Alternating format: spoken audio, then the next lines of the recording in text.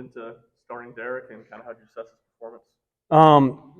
His performance was earned. He started before, so there's a level of comfortability there. And I think we've got a 5-game week ahead of us, so we kind of wanted to spread the wealth a little bit, but also the first 2 games just being 7 innings kind of altered what we had originally planned a little bit. So it's what we went with, and there was no set amount of time he was going to go. It just wasn't going to be a long outing, but unfortunately, his day set the tone in my mind for what the game was.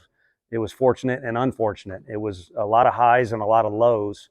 And his first inning was tremendously crisp. Even the balls that were called balls, or pitches that weren't strikes were crisp. He was really good that first inning and then fell off. Maybe with my message to the team, we were going to use a whole bunch of pitchers. He wasn't convinced he was going out that second inning, but it's not like he wasn't out there competing. It just wasn't a strong inning on his behalf in high school. And then before his time is done here, he'll have good enough stuff that he can get away with, walking guys. But now that's not the case. Led to Cannon having more results these last couple of games?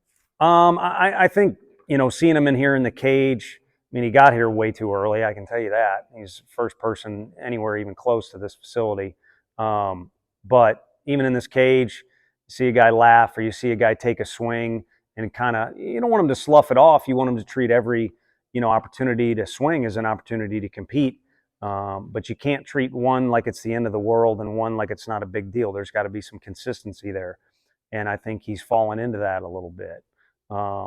I don't think it's out of the realm of saying, and maybe I'm shooting myself in the foot, he is most set to be an everyday player where he can just kind of settle in and relax. But the position he plays and how hard he plays, I think our team will be best served, and eventually he'll be best served by when May and June hopefully rolls around for our program. He'll be a little more fresh, and yet he'll have a lot of those repetitions that have accumulated from lessons learned as a freshman and lessons learned as a sophomore, that not only do you need to be intense and skilled, but you need to be mature. And he's probably one of the most mature kids we have away from the field. I just mean as far as how you handle that level of intensity. Drew Gilbert went through it here, and I said it on the radio. I'd rather have a guy whose fire burns a little too hot or who it means almost too much to when they're going out there than not enough. From your vantage point, what went wrong for Matthew Dallas out there today? Just kind of cutting the baseball a little bit, and it was something that, if you give him enough time, maybe he self-corrects, or in between the last outing and this outing, maybe if he gets some reps on the mound that aren't game-related, he could work through it a little bit because he kind of picked up where he left off. And I don't mind saying it, baseball's a game where you jinx stuff if you say it out loud. He hadn't given up a hit, if I'm not mistaken. And if you look at the way Coach Anderson has coached guys and the best guys he's coached, they give up hits. That's the cost of doing business when you throw strikes. So I think, it'd be scary if it was a bunch of, or a bad outing, I should say, if it was a bunch of crazy things. But I think it's one minor adjustment in there, and he's back to doing what he was doing. He's pitched in the most intense game we've played in, and he acted like he was a junior when he was out there at the moment. So one minor adjustment, and hopefully back to that same kind of deal. Part of the season where you're kind of still trying to figure out your pitching rotation, just how nice is it to have a challenging midweek game like Kansas State to give someone an opportunity? Yeah, any challenge is good. Any challenge is good. It's going to make you better. And that's not just about preparing for league play. It's about why you do this in general. And I feel like our guys put in as much time as anybody. So you need to not only welcome or celebrate challenges, you need to seek them out. But they're everywhere. Every opportunity out here is a challenge. And I go back to my fortunate, unfortunate thing. Even advancing to second base, when a ball doesn't get caught, or the right reaction on a line drive, or sprinting through home plate, communication on defense, throwing strikes at the right time, all those things, those are moments of opportunity. And the scorecard looks nice. The fans, I don't know what their assessment would be. I guess it was a good game because they saw some offense and it was nice weather.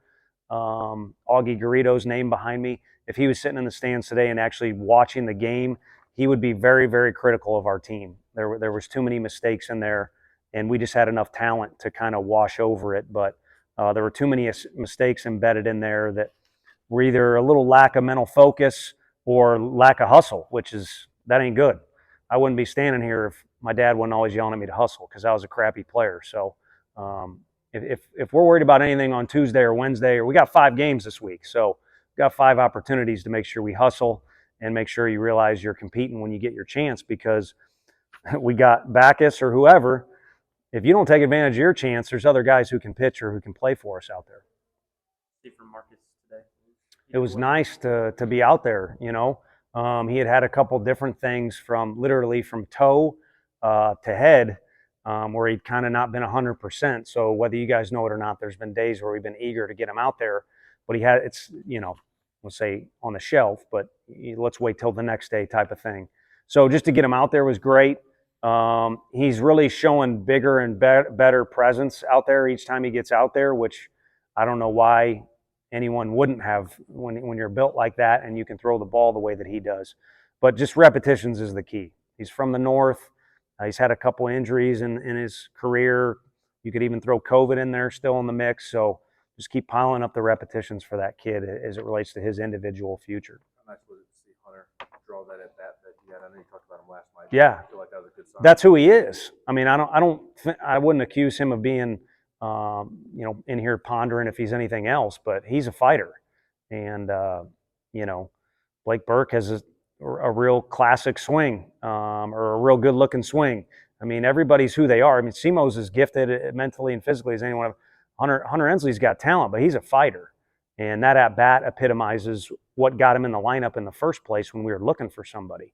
Really, we were looking for somebody who's not afraid of the wall. And so he became our center fielder. And talking about hustling on the bases, he always hustles on the bases. And then at the plate, he's always hit in his life. That's kind of what he was first known for back when he was playing with Blade Tidwell. But everybody at this level, they showed you that, you know, in the 7th inning, everybody at this level can hit a little bit if they're in the lineup, but he's a fighter. And so that's who he is. And I don't know, maybe he had thoughts about other things, but I think all these kids, if they stay true to their roots, and stay true to what kind of got them where they need to be, then they'll be the best version of themselves. One or two more guys. The outfield continues to change each game. How has this weekend kind of changed your mind on that group? I think Colby Backus has shown he can base run as well as anybody, just based off today. And I think we're past the point where you use him being comfortable as an excuse. I think we're past the point where it's like, when's the best time to put Robin out there? I think he's an outfielder, infielder. He can do both very well. Bargo is getting into that deal too. So I think you're probably, or it'd be nice to kind of know what's the exact depth chart or order. We don't have that. And I'd rather have it that way. That means you've been recruiting the right guys. It means Q's been getting guys where they need to be in the weight room. Beth, our nutritionist, I'd lose count, but there's 6 or 7 guys out there that are doing very, very well for us. And Reese is the one guy that hasn't done what he's capable of if you look at his summer numbers at the plate. But I think sometimes guys let competition, you know, stress him out a little bit instead of relaxing and playing. The moment he does that, you'll see the numbers improve there offensively. But having said that, he could be a defensive replacement, or you could label him one of the best defenders out of the group. Expect to use Nate pretty extensively on Tuesday? Yeah, I mean, he was down there today, and I think his role is to, you know, pitch when the game's a little tighter. So there's other guys too, and you know, it's been interesting. Obviously, a couple guys sore. Pitch counts haven't been built up a ton. It is, for me, it's frustrating. It's hard, a little harder when you don't know how many innings the game is exactly.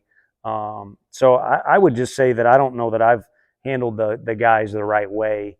But you can see that they're getting the repetitions, or they're getting out there a decent amount. And we're still kind of formulating who belongs where. And I think it's a good thing our offense did what they did this weekend, because it allows us to look at these 5 games ahead and feel like we're not going to be putting heavy stress on anybody this early into the season. Thanks, Tony.